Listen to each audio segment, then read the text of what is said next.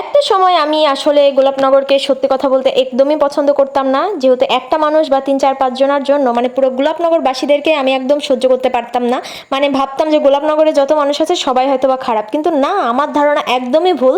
গোলাপনগরের সবাই ভালো। আমি জাস্ট মনে করেছিলাম যে একজনকে কেন্দ্র করে আমি অল গোলাপনগরবাসীদের প্লাস গোলাপনগরটাকে আমি অনেক বেশি ঘৃণা করতাম, বাট এই গোলাপনগর যে এতটা পরিমাণ ভালো, প্লাস এই গোলাপনগরবাসী যে আমাকে এত এত বেশি ভালোবাসা দেয়, আমি অনেক খেয়াল করে দেখেছি যে ভেড়ামারা প্লাস গোলাপনগর এদিককার মানুষ আমাকে একটু বেশিই চেনে। এই জন্যই তো ভালোবাসার টানে শুধু বারবার ছুটে চলে যায় গোলাপনগরে।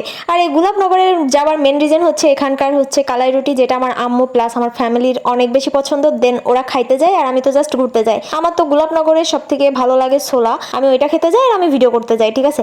আর গোলাপনগরের ভিডিও তো আমি অনেকবার দিয়েছি, যেহেতু যাওয়া হয় সেহেতু ভিডিও করা হয়, এই আর কি। আমার ভিডিও তোমরা কে কোথায় থেকে দেখছো অবশ্যই কিন্তু কমেন্টে জানিয়ে দিও। আর গোলাপনগরে যাদের বাড়ি তারাও প্লিজ একটু কমেন্ট করো। আর তোমরা কিন্তু কেউ কিছু মনে করো না, যেহেতু আমি আসলে একজনকে কেন্দ্র করে পুরো গোলাপনগরবাসী প্লাস গোলাপনগর ওয়ার্ডটাই আমি সহ্য করতে পারতাম না এক সময়। তো এর হিস্টোরি আমি তোমাদের সাথে শেয়ার করতে চাই না। আর আমি যেখানে দাঁড়িয়ে আছি এখানে অনেকগুলো কবর ছিল, প্রায় 12টা মতন। তো আমি সেই কবরগুলোই দেখতেছিলাম আর এখানকার আশেপাশের মানুষদের জিজ্ঞাসা করতেছিলাম যে আসলে এখানে কয়টা কবর আছে আর এখানে কাদের কবর আছে।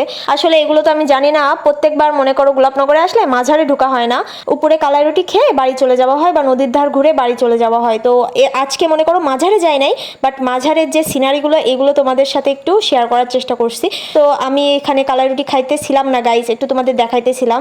তো আজকের ভিডিও তোমরা কে কোথায় থেকে দেখছো অবশ্যই কমেন্টে জানিয়ে দিও। আল্লাহ হাফেজ।